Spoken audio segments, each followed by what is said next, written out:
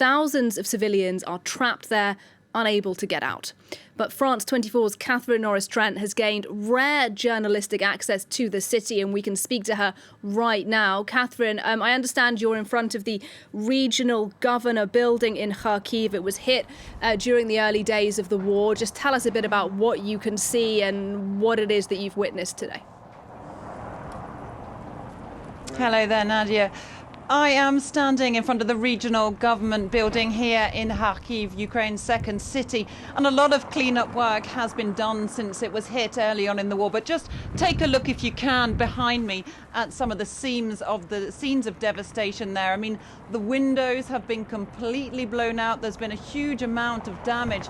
Those pictures from early on in March, in the early stages of this war, went around the world of a missile strike. In fact, several missile strikes on this very symbolic building in the heart of Kharkiv, and 29 people were killed in the strikes on this building. And let me tell you, this is far from alone. The destruction is massive in Kharkiv. We've been driving around the city centre, and so many government and official buildings are devastated. People are literally picking up the pieces of this town, sweeping away the glass. There are shells of official buildings and museums throughout the streets of this city, and you can see just how hard it has been pounded by Russian artillery, and indeed continues to be pounded. We've heard several explosions ourselves, perhaps around a dozen, since we arrived in this city this afternoon. It mainly seems to be coming from the north and eastern outskirts of the city, but people tell us that the centre, all areas remain dangerous, and they've been living on edge with this now for nearly 5 weeks. Devastation you're witnessing there then, Catherine.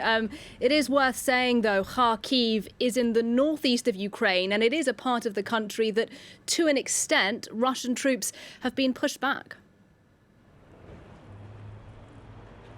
That's absolutely right. It's been really interesting watching the progress in this part of the war on Ukraine, because Ukrainian forces have been managing not only to hold the Russian troops back, who were at one point looked like they were going to be able to encircle the city of Kharkiv here in the northeast and perhaps roll into it. They've not only held that advance they've frozen that, they've stopped the Russian troops from advancing, but they are now actively pushing them back.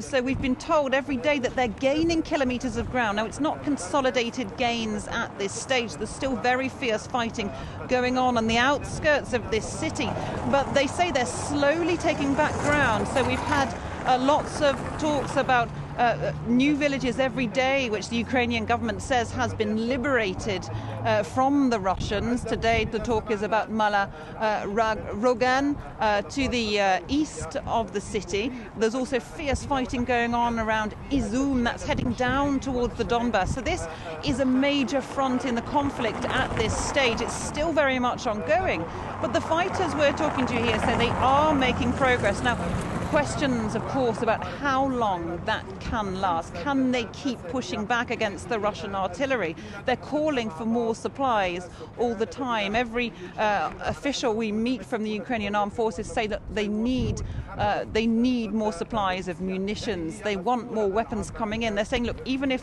Western powers won't agree, and clearly haven't agreed, to a no-fly zone or to close the sky, as Ukrainians put it, that they want those supplies coming in. They're saying they'll do the fighting themselves. They don't want troops, but questions about how long they can maintain this advantage that they have been having here in the northeast.